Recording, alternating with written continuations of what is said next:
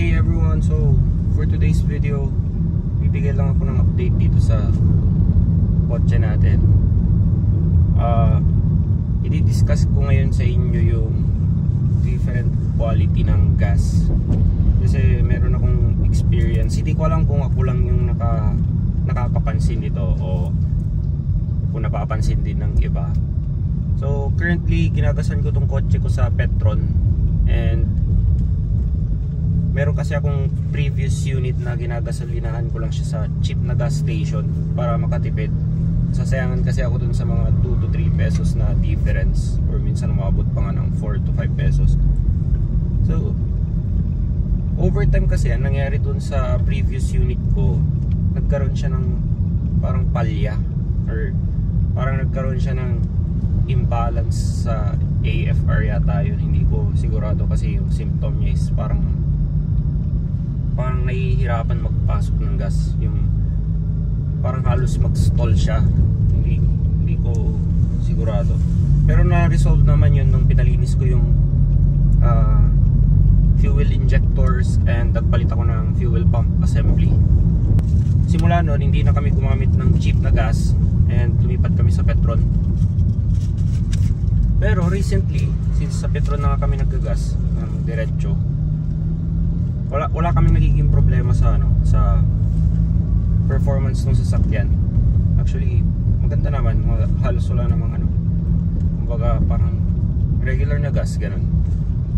Pero mayroong one time kasi na nag-empty yung gas tank and nag-yellow light na siya. So dito kasi sa amin, hindi 24 hours yung Petron. Kaya no choice, kasi kailangan ko talaga siyang gasolinahan dahil nga medyo malayo pa yung uwian namin konti. So hindi namin sigurado kung aabot pa o hindi. Although may reserve naman, pero ayoko sanang ma-abuse yung fuel pump natin.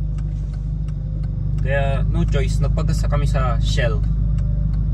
Syempre alam naman natin lahat na sa Shell sobrang mahal, and nasa 5 pesos yung difference niya compared sa Petron. Ngayon, yung ginas namin nun is nasa 1,500 lang, and at that time nasa 60 per liter yung gasolina. Samantalang sa Petron nasa 54, 55 ganun. Parang nasa ganyang range. Ngayon yung 1,500 pesos na ginas namin sa Shell, chinek ko yung odometer o yung sa trip A ko.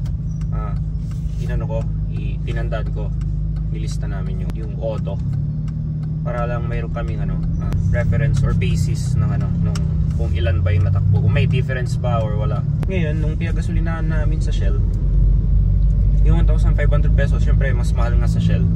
Ibig sabihin, mas konti yung yield na makukuha mo. Siguro mas mababa ng 2 to 3 liters, gano'n. Yung 1,500 na ginas ko sa Shell from empty or dun sa yellow light ng gas gauge ko, mabot siya ng gitna lang dyan sa may fuel area. Dyan sa may fuel gauge area lang, or lagpas lang ng konti. So yun yung 1,500 pesos. Ang napansin ko, kasi 1,500 na lang yung pinagas umaabot si Shell ng nasa 300 plus kilometers dun sa 1,500 pesos na worth ng gasolina, na given na mas konti pa yun guys, mas lang, lower than 2 to 3 liters yun compared to Petron na minsan naggagas ako ng 2K. Mas mataas yung yield pero mas mabilis masunog. So hindi ko alam kung ano yung explanation, kung meron bang difference sa timpla. Parang hindi siya madaling ma-burn, ganun. Mas puro yung gasolina. Hindi ko alam kung ano lang siya, kung placebo lang sa amin. Pero nag-prefer kami sana nagkaroon kami ng reference na may actual basis kami dito sa reference. Umabot talaga siya ng 300 plus kilometers. So ngayon, we're thinking of shifting to Shell, kasi parang kahit medyo mas mahal ng konti yung gasolina nila, mas matagal naman siyang masunog. O hindi ko alam kung iba din yung kaso sa mga kotse nyo, pero sa amin yun yung nangyari. O siguro baka mayroon ding difference sa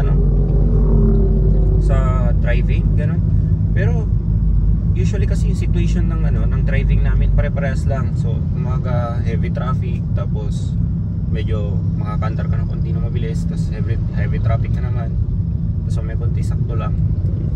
Pero kadalasan or majority, siguro mga 70 to 80% nung ride namin is city driving or yung mabagal lang, tumatakbo lang ng 30 kilometers, 40 kilometers, pang hatid, pang palengke, or pang takbo ng mga errands, ganun. So, hindi ko alam kung ano yung explanation with this different gasoline brands. Pero medyo naging convinced ako na na mas slow burn yung fuel when it comes to Shell kaysa sa Petron. And yung other brand naman, ayun, parang naging marumi yung fuel strainer nung time na yun.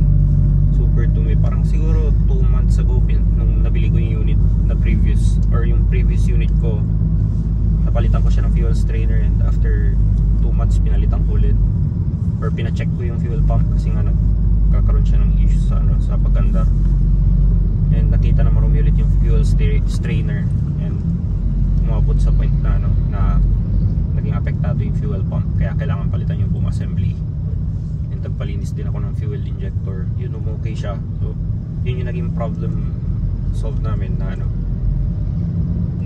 hindi babalik sa cheap na gas station. So yun siguro enough na para sa amin na ma-convince na mag-invest sa mas high quality na gas. And at the same time, kasi kung plano mong gamitin yung sasakyan mo ng long term and hindi mo naman planong i-upgrade in a few years, ganun, mas maganda na mag-invest sa high quality na gasolina. So yun lang guys yung magiging content namin for today.